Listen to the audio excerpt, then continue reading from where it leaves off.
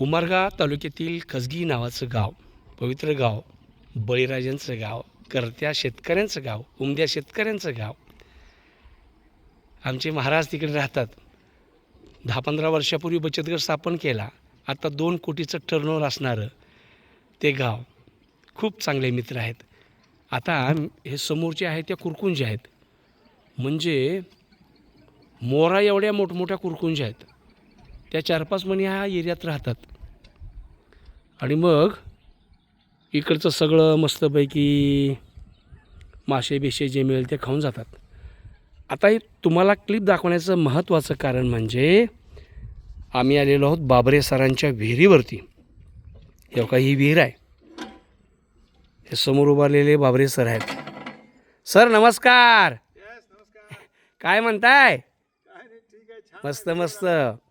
तुमची विहीर बैठली आणि बळीराजाची आठवण झाली.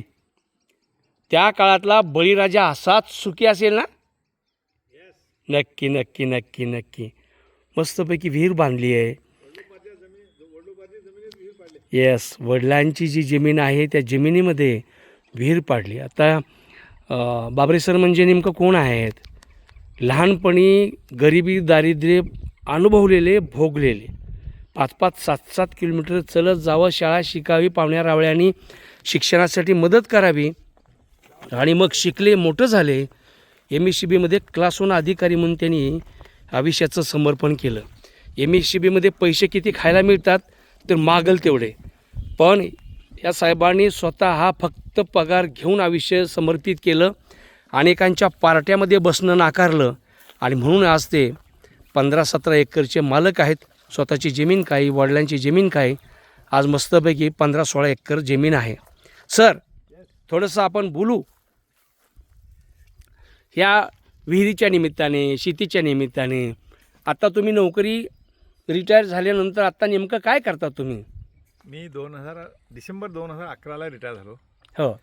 त्यानंतर शेतीची पूर्वीपासून आवड होती, लहानपणापासून. मग 13मध्ये विहीर पाडण्याचा निर्णय घेतला. 13मध्ये मोठी पोकलेन मशीन लावून एक 15 दिवसात विहीर पाडली. पाईपलाईन केली डबल इथून. सगळे शेती करावं, चांगल्या प्रकारे शेतीचं उत्पादन यावं या दृष्टीने गावाकडे शिफ्ट झालो. उमरग्याला राहतो मी सध्या. लातूर सोडून इकडे आलो. बर. आणि मग शेतीमध्ये रमलो, शेती करत करत. खूपच छान. खूपच छान. 14ला विहीर बांधून घेतली. पाणी लागलं, पाणी आहे चांगलं. 60 बाय 60 फूट व्यासाची विहीर आहे. बरोबर. आणि खालून 20 ते 20 फूट रिंग टाकून वर हे घ्यावं. जमीन जेवढी आहे तेवढी रिंग टाकली ती. खूपच छान. 60 फूट खोल आहे विहीर. आता किती ऊस आहे टोटल? आता 4 एकर आहे ऊस. 4 एकर ऊस आहे. आणि टोटल किती एकर जमीन बागायत राहते? बागायत असं हंगामी बागायत पूर्ण 16 एकर सगळीच येते. असं बारमाही बागायत एक 8-10 एकर येते. 8-10 एकर येते. खूप खूप धन्यवाद. आपल्या कार्याला आम्ही लाख लाख सलाम. मित्रांनो, गावातले मोठे शेतकरी आहेत. बर बर बर. बरोबर आहे. नमस्कार. चांगली गोष्ट आहे. 60 एकर जमीन आहे. बर. 4 भाऊ आहेत ते. Very good. खूप छान. मित्रांनो, सांगायला खूप आनंद वाटतो.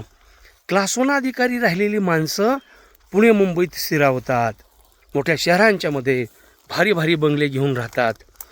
आणि आमचे बाबरे सर शेतावर राहायला आले.